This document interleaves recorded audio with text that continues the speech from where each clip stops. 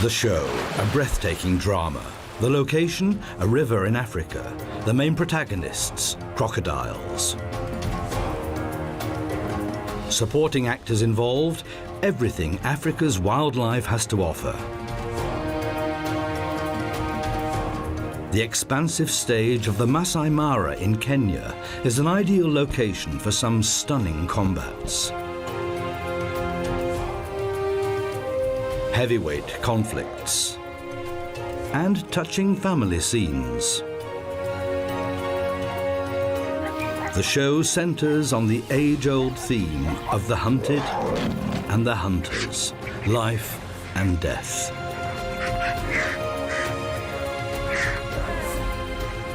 But none of the other protagonists can match this one, the killer that comes out of the water.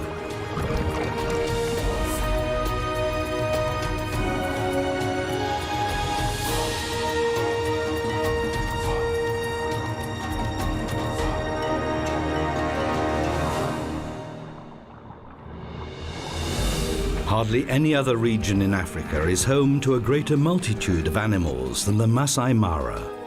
This region in the southwest of Kenya is the land of the Masai. These are semi-nomadic pastoralists who live off their herds of cattle and are known to be excellent warriors. The Masai Mara National Park lies in the southwest of Kenya in East Africa and borders on the Serengeti in Tanzania. When the dry period begins in June in the southern Serengeti, innumerable herds of wildebeest join up to migrate over 800 kilometers to the Masai Mara, forever on the lookout for fresh pastures. During this migration, they have to cross several rivers. The greatest obstacle, and one that has to be crossed, is the Mara River. It flows from Kenya through the Masai Mara region and continues on across the border into Tanzania and the Serengeti. At first sight, it may not look particularly threatening, and it is indeed the main artery that keeps the Masai Mara alive.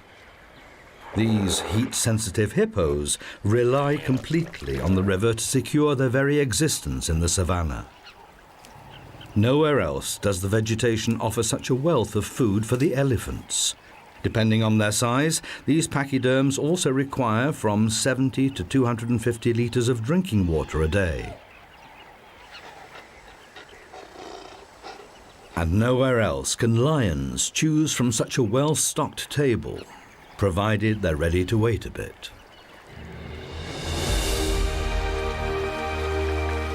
The Mara River is the only river in this region that carries water all year round. Only here can the yellow-billed stork trawl the bottom of the river shallows for an endless supply of fish. Only here can the heavy-hoofed animals of the Masai Mara find drinking water in plenty.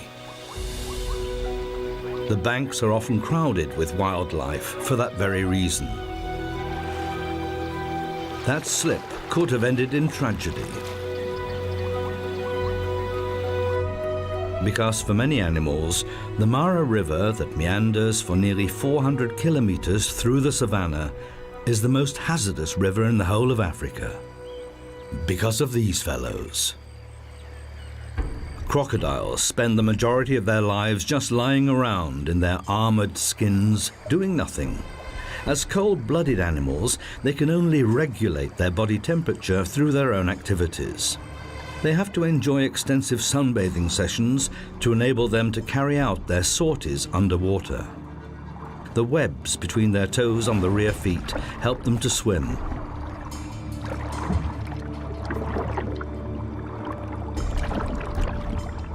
Their tail, that makes up around half of their 6-meter length, is what drives them. But it can only work if the animal's operating temperature has been reached.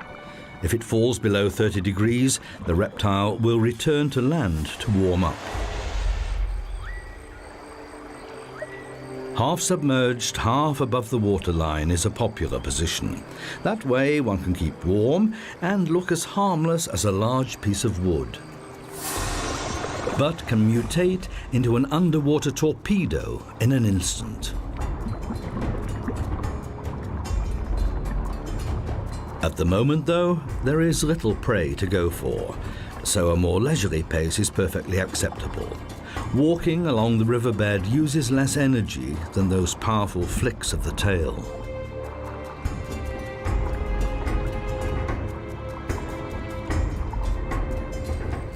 What looks like boredom-induced yawning is in fact temperature regulation. By opening its mouth, the reptile prevents its brain overheating. If it's still too hot, it moves into the water. A lunchtime doze underwater is only possible for a crocodile if the water is very warm. The geographical range of their existence is restricted to tropical and subtropical regions. They can't afford to waste too much energy. Most of the time throughout the year, they just wait, ready to attack with their fearsome jaws containing more than 70 teeth.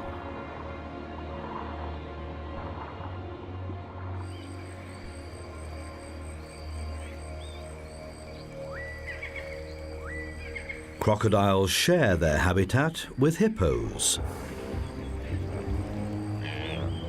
In the Masai Mara, there are especially large numbers of hippos. These socially orientated animals form small herds of up to 30 individuals. Underwater, these heavyweights even look elegant thanks to the buoyancy effect of the water. Rather than actually swimming, they tend to walk underwater. They spend most of the day in the water because their sensitive skin would crack in the intense summer heat. They can stay underwater for up to 5 minutes before they have to come up again for air.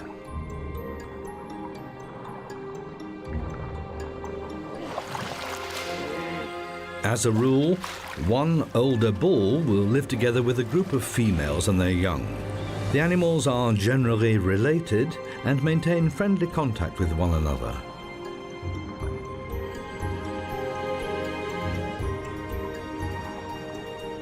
As long as there is sufficient water in the river, there are no grounds for rivalry.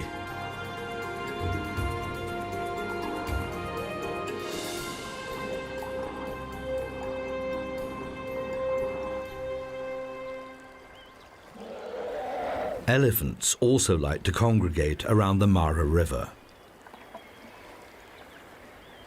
The smaller ones are best off keeping close to the adults. That way, they're less likely to become a crocodile's next lunch. Elephants are among the most socially orientated animals in the world. This little elephant has not yet learned how to use its trunk to drink with. That muscular appendage is still in the way.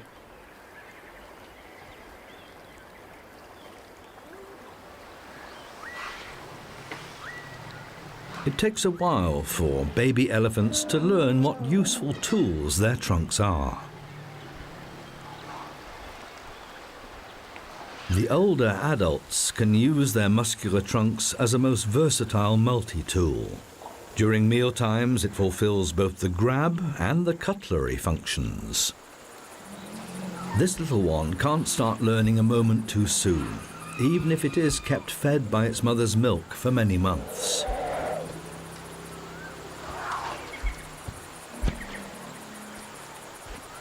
In greetings, the trunk acts as a handshake appendage, and the mutual smells tell the other party the identity of the caller.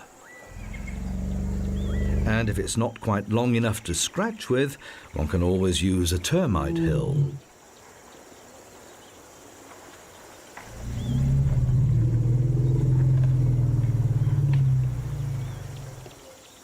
This mother cheetah and her 3 almost fully grown young and 2 younger males have made their way down to the river. The brothers share the remains of the gazelle they caught.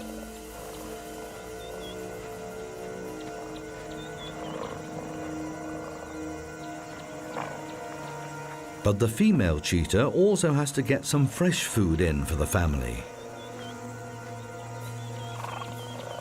The youngsters follow her, hopefully.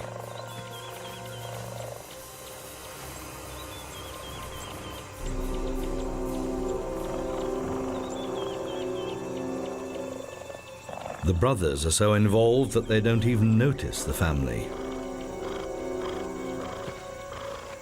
This one has been distracted. One youngster has discovered the hidden camera. But the mother has her sights on something else. What is that thing that neither runs away nor attacks?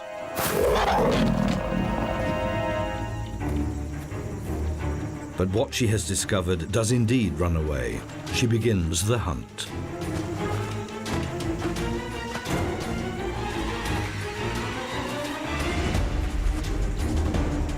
A hare can accelerate up to 70 kilometers an hour, but the cheetah is even faster. This big cat can even reach speeds of 100 kilometers an hour over short distances.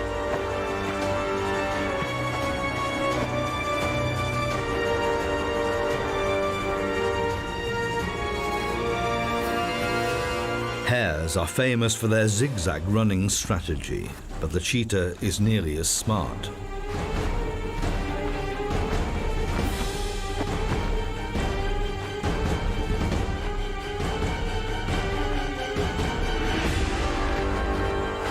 The big cat's strategy is to cause the prey to trip up with a carefully aimed hit of the paw. And yet,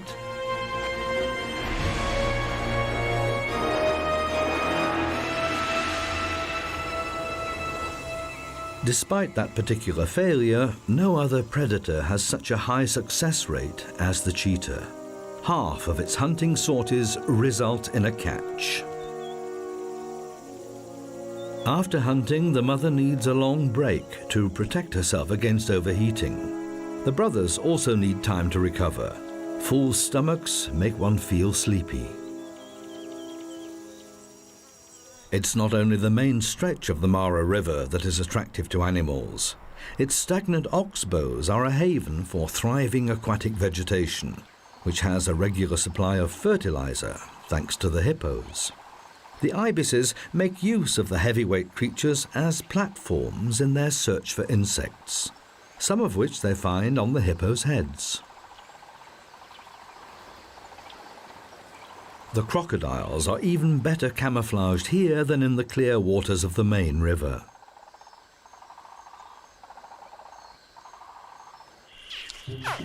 Out on an inaccessible sand spit, the next generation is making its first moves. The female will have laid the eggs here 3 months ago in a nest made of sand and vegetation residues. The brooding temperature determines the sex of the young ones. In Nile crocodiles, the young will only be male if the eggs are maintained at a temperature of 32 to 35 degrees.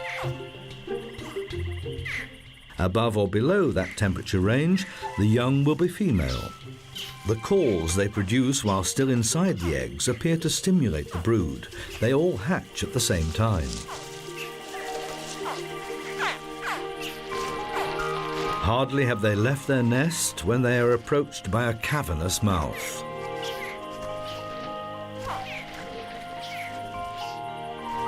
Just hatched, and their short lives already at an end? But not a single scale will be damaged. Their mother heard them calling and is transporting them safely to the water.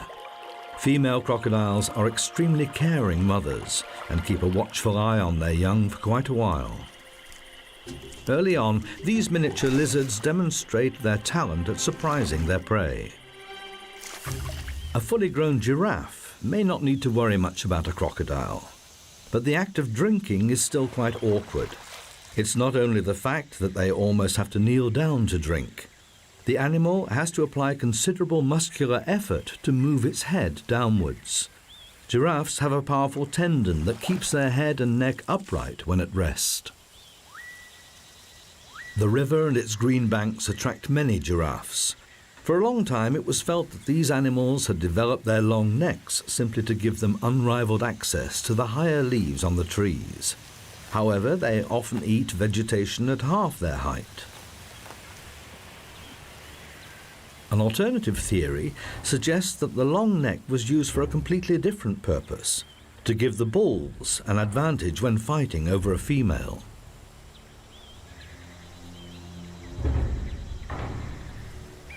These two young bulls are merely practicing. They're gauging their strikes very carefully.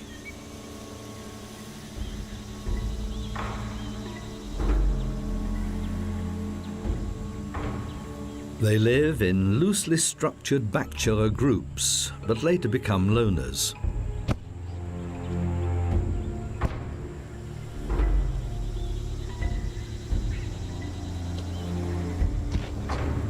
If they then meet a rival during the mating period, there will be no consideration for the other. They will then apply full power to their strikes, and their rudimentary horns or ossicones become dangerous weapons. The objective is to knock one's opponent off its feet.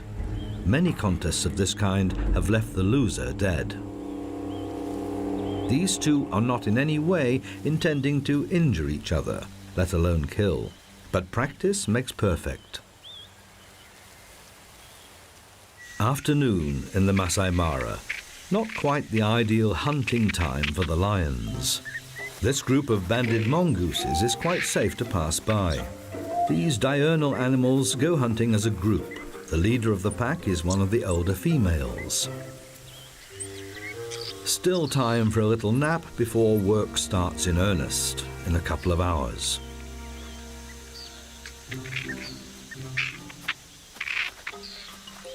The mongooses scour the terrain for beetles, larvae and other insects. Now and again they dig down a little to unearth a particularly tasty morsel.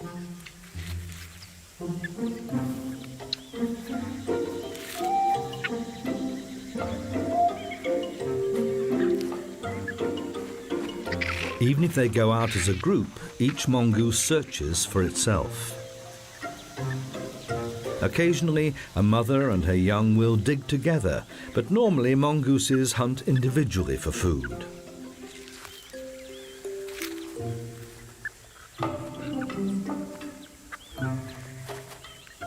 There are nevertheless close ties within the group, which will usually consist of 3 to 4 pairs and their young. In the Masai Mara, this results in groups of around 35 animals. Impala are seldom seen alone.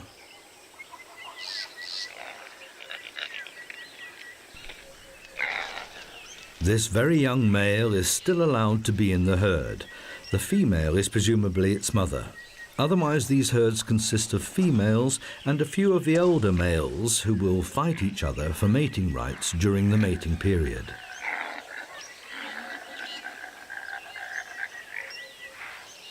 The dominant male will change from time to time at the top of the field. Outside the mating period, they graze peacefully together.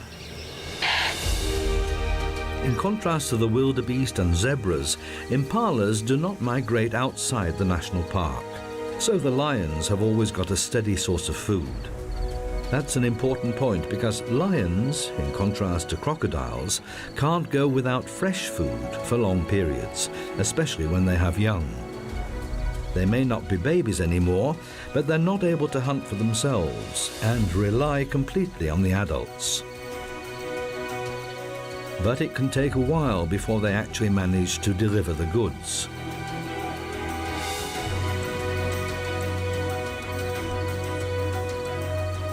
Lions are the only big cats that form a pride and maintain close social contacts. By contrast, the hippopotamus morphs every evening from socially orientated family member to lone individual, each grazing on its own. The hippos have to graze at night, unlike the diurnal zebras. Hippos would not survive extended grazing periods in the blazing sun.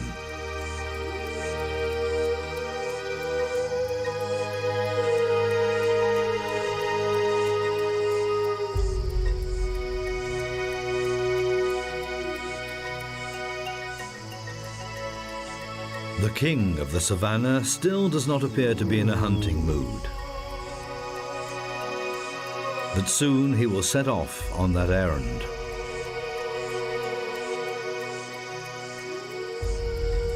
The animals in the Masai Mara have to be constantly on the lookout.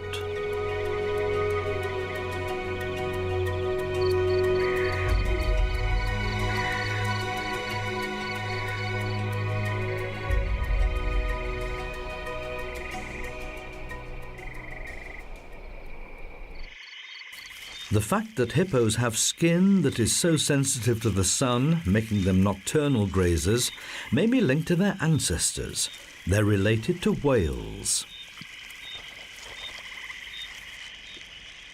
These massive creatures need not fear the dark. They have no predators. And anyway, the buffalo is busy with something else.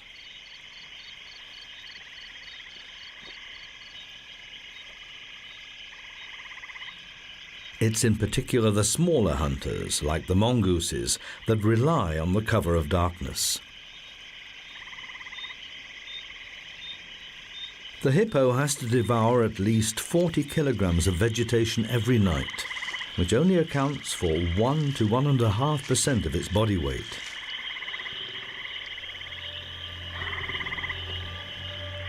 Lions and crocodiles will generally avoid each other.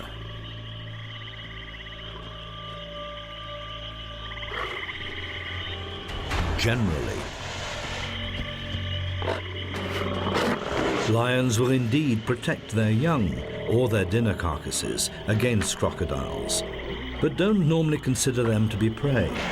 Perhaps these lions were just after an adrenaline kick.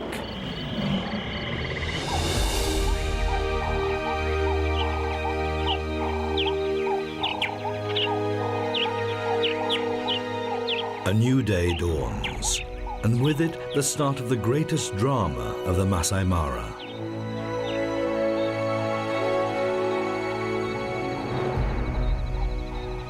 The first wildebeest reached the river region.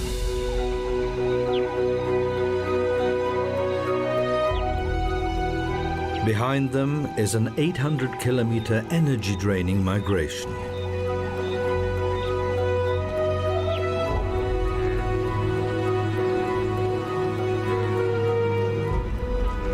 It's far greener here than in the overgrazed Serengeti.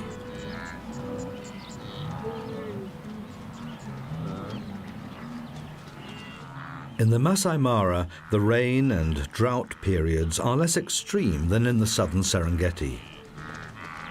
Heavy thunderstorms keep ensuring a supply of fresh water, which benefits the green vegetation. Before the animals embark on the most difficult part of their journey, crossing the river, they enjoy a rest and take the edge off their hunger. They specialize in short grass.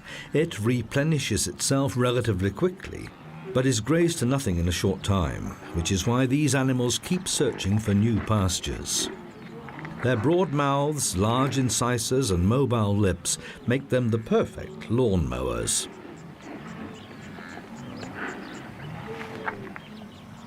For some, though, the luscious green came too late, and it doesn't take long before they're discovered.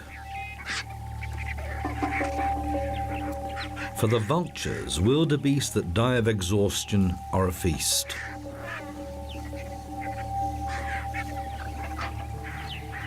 Ruppel's vultures specialize in large carrion, such as wildebeest.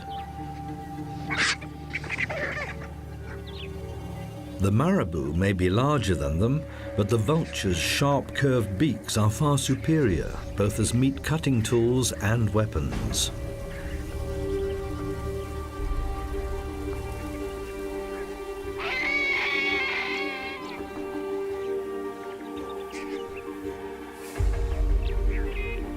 These feathered scavengers do not like sharing. Some are so involved in infighting they forget to eat.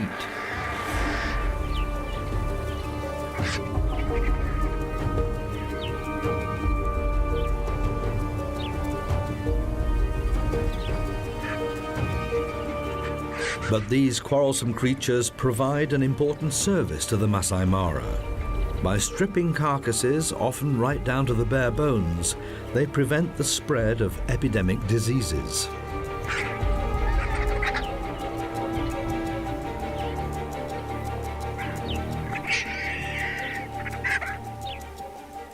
When they're not fighting, Ripple's vultures can devour as much as a fifth of their own body weight in one sitting.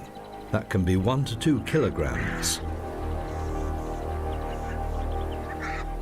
Having eaten their fill, they find taking off a bit cumbersome.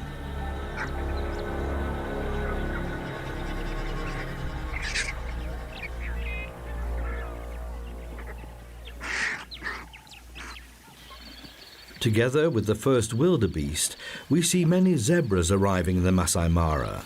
Zebras eat the longer, tougher grass, which opens up the way for the wildebeest to get to the shorter grass that's rich in nutrients. As compensation, the enormous herds of wildebeest provide protection for the zebras against attackers. It's normally the zebras that go down to the river first. And they have been waiting for this moment. Crocodiles know from experience where the animals will cross the river. Driven by thirst, the exhausted travelers make their way to the water. As long as the crocs are moving, they will be detected in good time. The lions have also taken up their positions and have already had a successful hunt.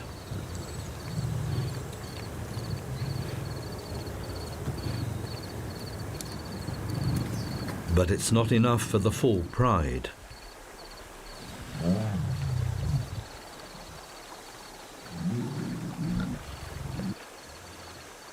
The lions know exactly which points on the river are the easiest for the zebras and wildebeest to cross.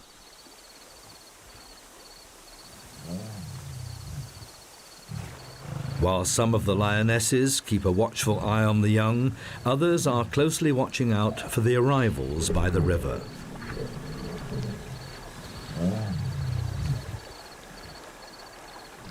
The lionesses, mostly mothers and daughters, sisters, aunts and nieces, form the hunting party.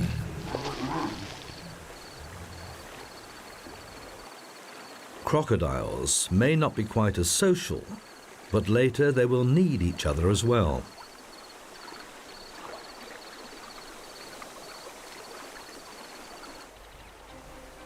More and more wildebeest gather on the opposite bank. They're facing the greatest challenge of their long journey. The steep banks alone that line the Mara in many places are hard to overcome. But the wildebeest have no choice.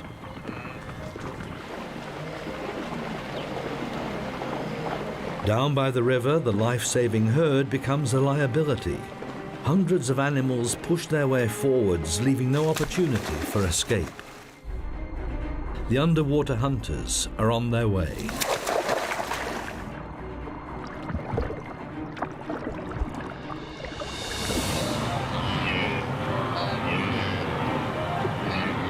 There is simply no end to this sumptuous meal. The wildebeest are well aware of the dangers, but they have to get through.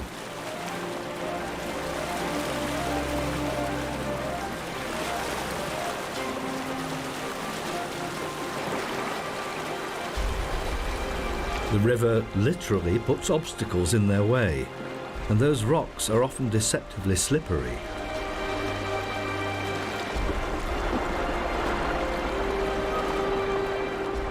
Once the first animals have dared to enter the water, there's nowhere to go but forward. The crocodiles try to attack the open flanks. If they get too close to the thick of it, they're at risk themselves.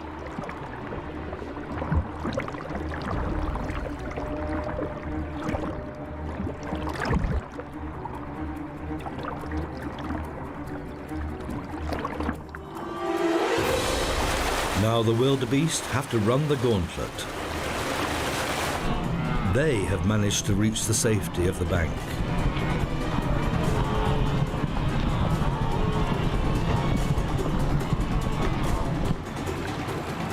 But some didn't make it. The wildebeest summon their last reserves of strength. Their ability to leap is their only chance. The safety of the individual lies in the sheer mass of the herd.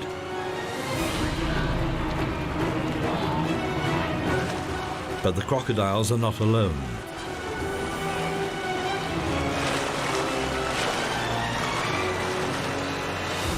Once one of them has grabbed a wildebeest, it attempts to drag it underwater. The other crocodiles will help.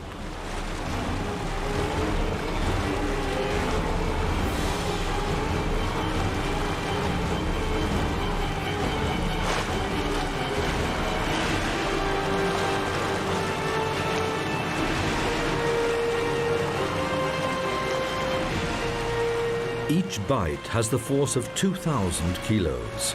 Crocodiles are merciless opponents.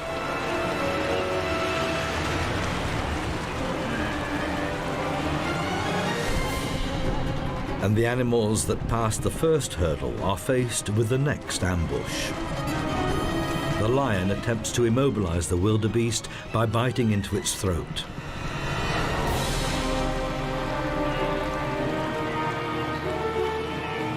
Even if they survive the river, they can still be trampled underfoot.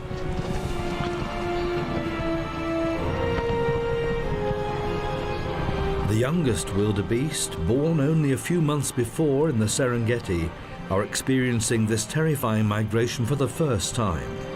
They need to get back up to strength. But the trek must go on. Driven on by the stressful experience, the animals quickly take control of their new terrain.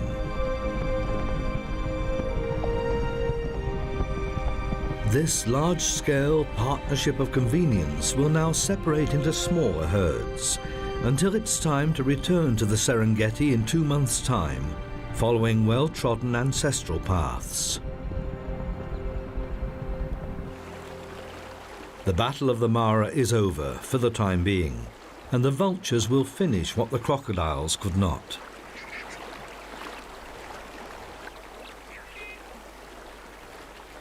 They're still living in the lap of a rare luxury. Even if a crocodile didn't manage to kill its own wildebeest, there are plenty of fallen and drowned animals floating right past their noses. After a few days, the carcasses are easier for the crocodiles to tear apart than freshly killed ones. Despite their armory of teeth, crocodiles can't bite off bits of their prey. They have to rip them to pieces by shaking them from side to side. Even though they cooperated in the hunt, they do not like sharing.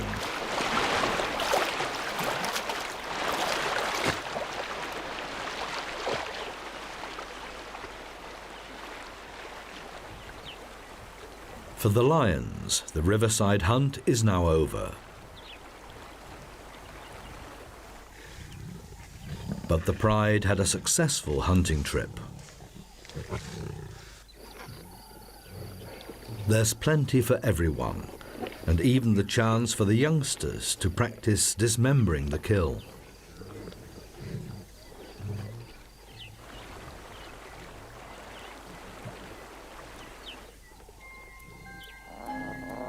And practicing the fatal bite to the throat.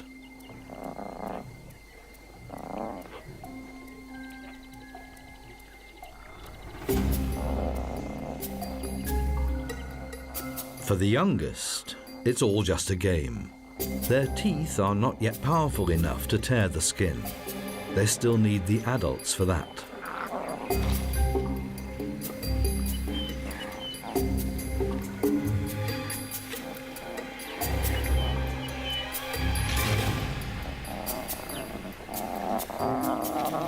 A full stomach feels good. Both the adults and their young feel playful.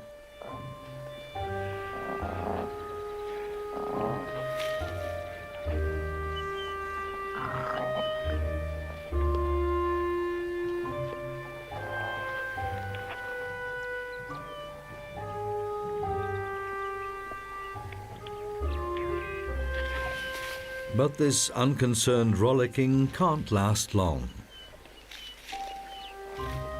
The adult lions know that if they leave the carcasses unattended for long, there will soon be nothing left. So they drag them to a safe larder, a tough task even for a fully grown lioness. Hunting and eating are thirsty work. Lions do not scoop up water with their tongues. The rough surface of the tongue binds the drops of water, and that causes a pillar of water to follow through the adhesive action between the water molecules.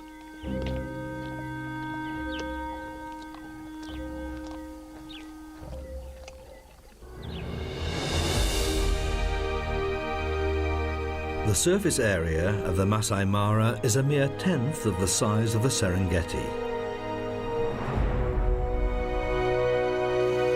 And yet it provides sufficient food for both the new arrivals and the long-established indigents.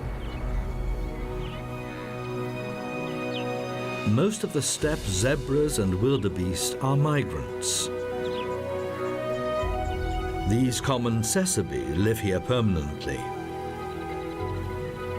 The males like to stand on raised hummocks to keep an eye on their territory and their females. Since both sexes look very similar, the females often copy this behavior to confuse male intruders.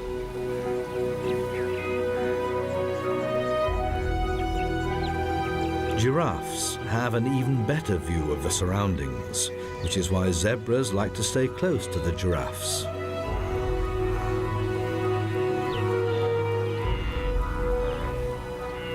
In the searing midday heat, every unnecessary movement is avoided. Even the jackal can't summon the energy to hunt.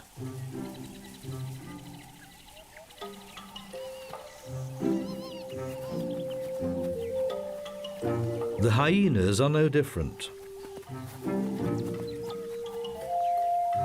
Despite their reputation, hyenas are not merely dim scavengers. These youngsters will grow up into skilled hunters, capable of attacking even large hoofed animals such as wildebeest or zebras, individually or as a pack. But that time is still some way off.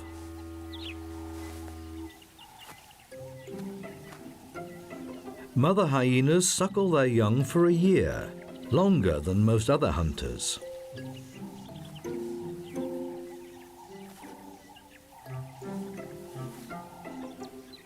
Hyenas live in clans, controlled by the females, and with a clearly defined hierarchy. The mother will pass her role on to her cub.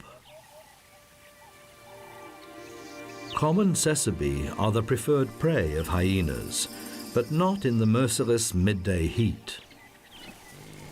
Nevertheless, even after the Great Migration, the drama of life and death is replayed over and over again in the Masai Mara. An African buffalo has died and has not yet been discovered by scavengers. Its companions try to protect it, and it looks as if all of them feel the need to reassure themselves that their fellow buffalo really is dead. The herd is looking confused and disorientated. Perhaps the dead animal was a dominant, mature female.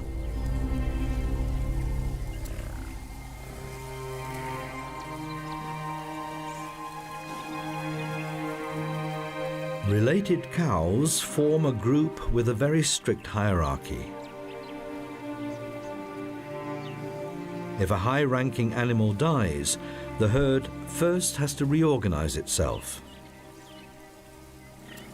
The saddle-billed stork is also a carrion eater, but has to wait until others have ripped open the carcass. The young tawny eagle is much better equipped.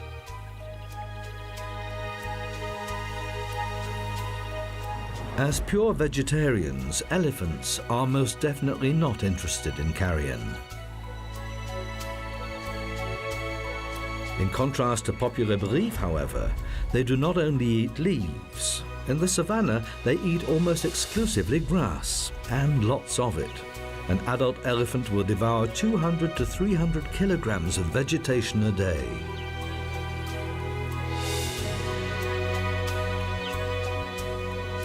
They eat for as much as 17 hours a day, but this does not stop them having a little tiff.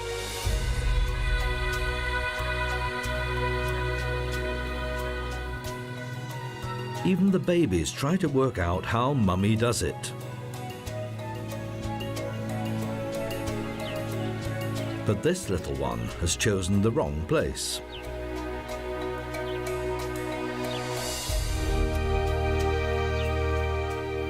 Despite gorging themselves in this way, the adolescents need a long time before they're fully grown. Not until they are 20 years old are the bulls in a position to take on other competitors. The herd is not alone. The rare hook-lipped rhinoceros is known to be one of the most dangerous animals in Africa. This herd of elephants is relatively vulnerable because of the young calves. They're not able to run away very fast.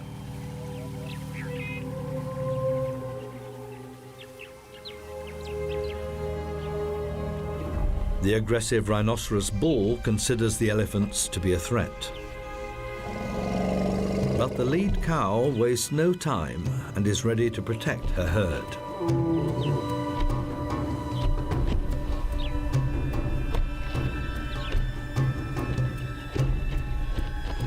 Even a rhinoceros is unlikely to take on a 3-ton heavyweight.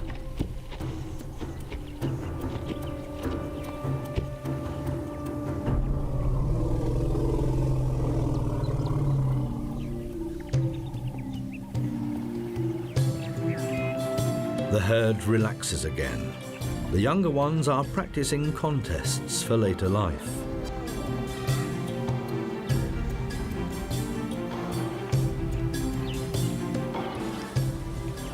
But they're back in someone's sights again. The cows remain unperturbed. The young are safe as long as they are close.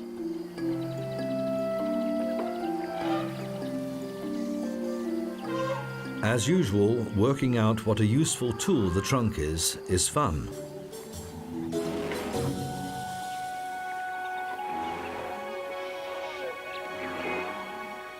However peaceful the scene may appear to be, the elephants face an uncertain future. Poachers are still keen on killing these majestic animals for their tusks. Every year, the population of African elephants drops by 8%.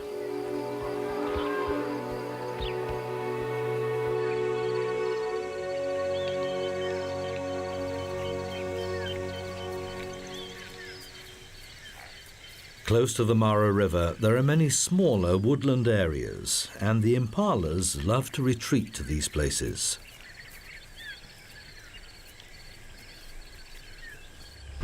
One story higher up, an Anubis baboon keeps a watchful eye. On the ground, its fellow baboons are searching for tidbits. The baboons dig in the ground for insects and roots. To be able to ride piggyback, an infant has to be at least 6 weeks old. Until then, the babies cling to their mother's furry underbelly. And once they are a year old, they have to fend for themselves.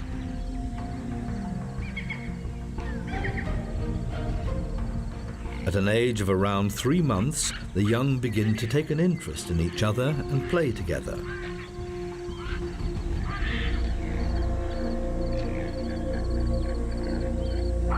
The watchman issues a warning.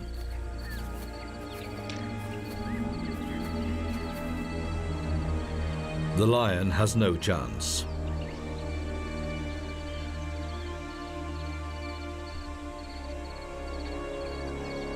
The strong males hold their posts until the danger has passed, ready at a moment's notice to attack if their harem is jeopardized.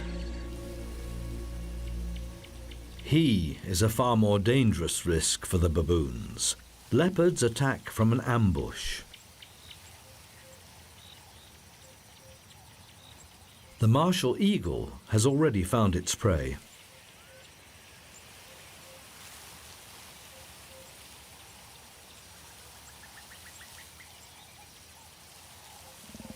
It's still too hot for the leopard. Big cats do not go hunting until dusk. But they are already being watched. Raptors often stay close to larger hunters because there's a good chance that a successful hunt will leave something for them.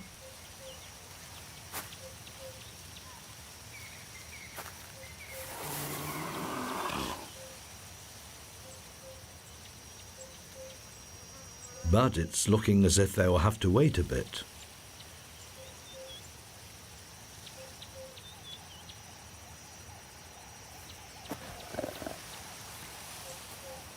Or will they?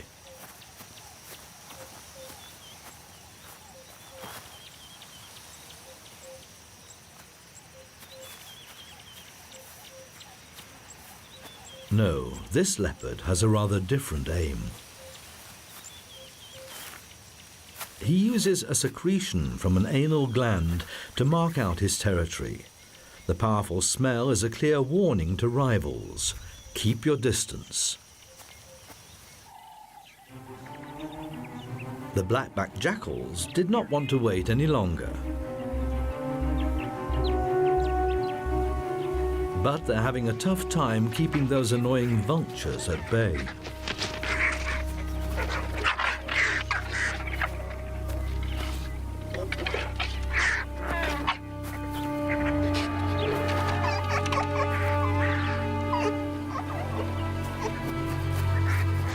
The moderately sized hunters are clearly outnumbered by the vultures, and a fair amount of their freshly replaced energy gets used up again.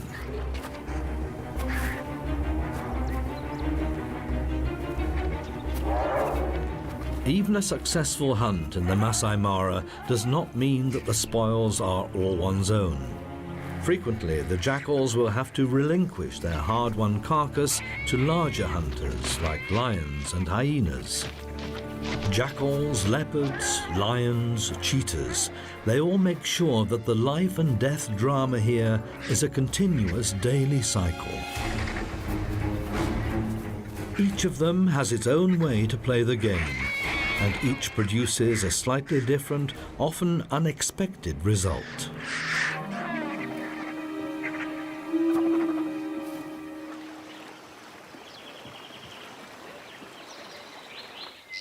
But none of them plays the game in the same dramatic and unusual way as these animals.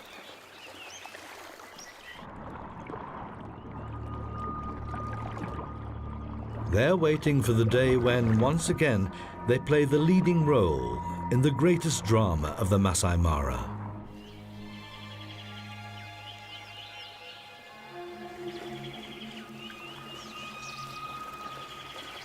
The day the wildebeest crossed the river.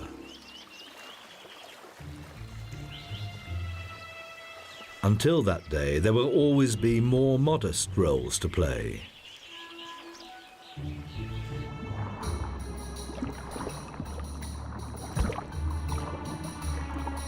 Whether the prey is big or small, the director's instructions are always the same.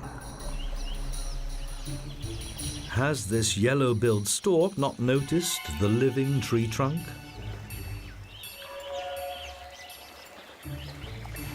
Or is that tree trunk still full up from its last wildebeest supper?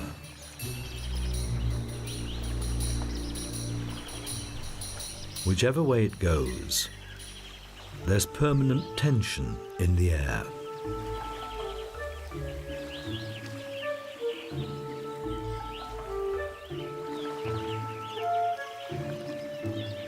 And whatever happens,